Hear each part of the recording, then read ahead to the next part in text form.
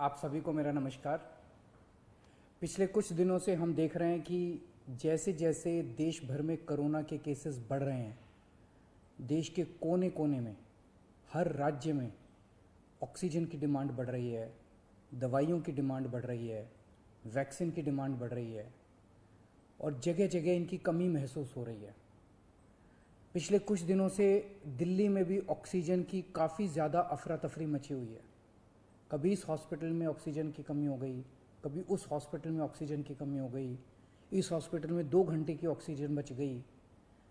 मैंने खुद रात रात भर अस्पतालों में ऑक्सीजन का इंतज़ाम कराने में गुजारी है कि कहीं किसी अस्पताल में ऑक्सीजन की कमी से कहीं मौत नहीं हो जानी चाहिए। केंद्र सरकार हर राज्य को ऑक्सीजन का कोटा तय करती है। देश भर में जितनी भी ऑक्सीजन बनती है, केंद्र सरकार तय करती है कि इस राज्य को इतनी ऑक्सीजन मिलेगी, इस राज्य को इतनी ऑक्सीजन मिलेगी। अब दिल्ली को कितनी ऑक्सीजन चाहिए? दिल्ली सरकार ने अपना एक एस्टिमेशन लगाया जिसके हिसाब से दिल्ली को रोज़ाना 700 टन ऑक्सीजन की ज़रूरत है। केंद्र सरकार ने हमारा कोटा कल तक 378 टन तय किया हुआ था। ये कोटा कल शाम को बढ़ा के 480 टन कर दिया है केंद्र सरकार ने। इसके लिए हम केंद्र सरकार के बहुत बहुत आभारी हैं।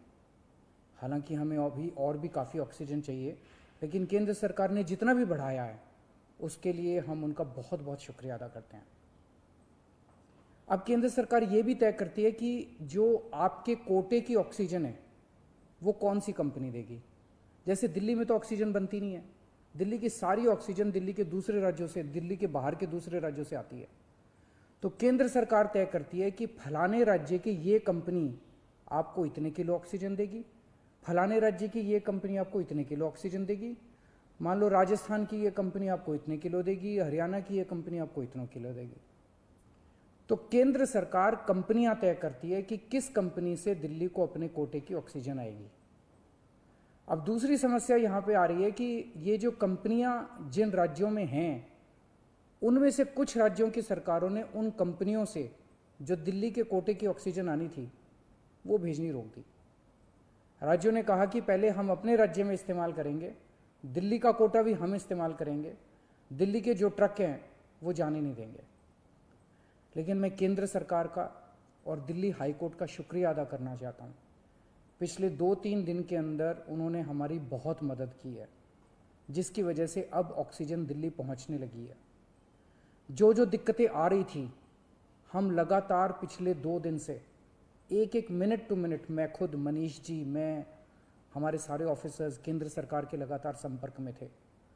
परसों रात को मुझे याद है जब जीटीबी हॉस्पिटल में वहाँ का ट्रक एक पड़ोसी राज्य से चलना था पर वो चला नहीं, जीटीबी ऑक्सीजन में आनी थी ऑक्सीजन, तो एक केंद्रीय मंत्री को हमने फ़ोन किया और उन्होंने तुरंत वहाँ पे बात करके उस ट्रक को वहाँ से छुड़वाया। हम लगातार संपर्क में हैं, एक एक ट्रक को अस्पताल पहुँचाने की कोशिश कर रहे हैं। हम सब लोग 24 घंटे काम कर रहे हैं, सोए नहीं हैं। हाई कोर्ट और केंद्र सरकार से जो मदद हमें मिली है उसके लिए तहे दिल से हम उनका शुक्रिया अदा करना चाहते हैं। जो कोटा हमारा बढ़ाया गया है अभी ऑक्सीजन का, उसमें उड़ीसा से काफ़ी ऑक्सीजन आनी है, तो बढ़े हुए कोटे की ऑक्सीजन को भी दिल्ली पहुंचने में कुछ दिन लग जाएंगे। हम कोशिश कर रहे हैं कि अगर हो सके तो हवाई जहाज के जरिए उड़ीसा के से ऑक्सीजन लाई जा सके। जब हमने लॉकडाउन लगाया था, मैंने आपको बोला था कि ये 6 दिन का जो लॉकडाउन है, ये 6 दिन हम आराम नहीं करने वाले, हम 24 घंटे काम करेंगे। इन 6 दिनों को हम इस्तेमाल करेंगे दिल्ली के हेल्थ इंफ्रास्ट्रक्चर को और सुदृढ़ करने के लिए। इन 6 दिनों में दिल्ली में जो ऑक्सीजन की कमी है उसको ठीक करने के लिए, दिल्ली में जो बेड की कमी है उसको ठीक करने के लिए, और हम 24 घंटे लगे हुए हैं दिल्ली के हेल्थ इंफ्रास्ट्रक्चर को और इम्प्रूव करने के लिए। इस लॉकडाउन के 6 दिन जो हमें मिले हैं, इन 6 दिनों में हम पूरी कोशिश कर रहे हैं।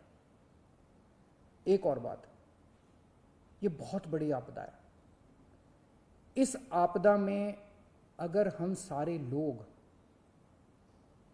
हरियाणा, पंजाब, तमिलनाडु, गुजरात, पश्चिम बंगाल इसमें बट गए तो भारत नहीं बचेगा। इस वक्त हमें एक दूसरे की मदद करनी है।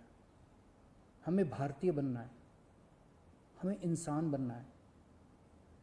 देश के लोग आज सभी न्यूज़ चैनल पे देख रहे हैं कि दिल्ली में आने वाला ट्रक किसी और राज्य ने रोक दिया, मध्य प्रदेश में जाने वाला ट्रक फलाने राज्य ने रोक दिया। ये तो ठीक नहीं है। लोग ये नहीं चाहते। देश के लोग आज ये देखना चाहते हैं कि दिल्ली ने किसी दूसरे राज्य की मदद कैसे करी, उत्तर प्रदेश ने किसी राज्य की कैसे मदद की। हम एक साथ मिलके आपदा से लड़ना है हमें, तभी भारत बचेगा। अभी तो समय ये है कि उत्तर प्रदेश वाला दिल्ली की मदद करे, दिल्ली वाला हरियाणा की मदद करे, हरियाणा वाला बिहार की मदद करे, बिहार वाला गुजरात की मदद करे। हम सारे लोग अगर एक दूसरे की मदद करेंगे तभी तो भारत बचेगा। और अगर इतनी मुश्किल घड़ी में भी हम सारे एक दूसरे से लड़ने लग गए तो अगर भारत राज्यों में बट गया इस समय तो फिर भारत को कौन बचाएगा। मेरी सारी नागरिकों से अपील है, सारी सरकारों से अपील है कि आइए मिलके एक होके लड़ते हैं। अगर हम मिलके लड़े एक मुट्ठी बनेगी, हमारे सारे संसाधन मिलके एक साथ इस्तेमाल होंगे, हमारी ताकत बढ़ेगी, हमारी शक्ति बढ़ेगी। और अगर हम बट गए तो फिर कोई हमें नहीं बचा पाएगा। मैं सभी राज्य सरकारों से कहना चाहता हूँ कि दिल्ली का मुख्यमंत्री होने के नाते मेरे से जो बन पड़ेगा, मेरे हाथ में जो होगा, आप मुझसे मांगिए, मैं दूंगा। पूरे देश की मदद करेंगे। अगर दिल्ली में हमारे पास ऑक्सीजन ज़रूरत से ज़्यादा होगी तो हम दूसरे राज्यों को ऑक्सीजन देंगे। अगर हमारे पास किसी दवाई की ज़्यादा मात्रा होगी तो वो भी हम दूसरे राज्य के साथ बांटेंगे। और जब दिल्ली में कोरोना कम होगा और किसी दूसरे राज्य में डॉक्टर्स की ज़रूरत हुई, हम वहाँ डॉक्टर्स भी भेजेंगे। हम सभी भारतवासी हैं, हम अपने देशवासियों की मदद करेंगे, सभी राज्यों की मदद करेंगे, क्योंकि ये बीमारी कोई बॉर्डर देख के नहीं फैलती। मैं उम्मीद करता हूँ कि इसी भावना के साथ हम सभी मिलके एक साथ, सारी सरकारें, केंद्र सरकार, सारी राज्य सरकारें, हम मिलके काम करेंगे, एक भारत बन के काम करेंगे कोरोना को हराने के लिए।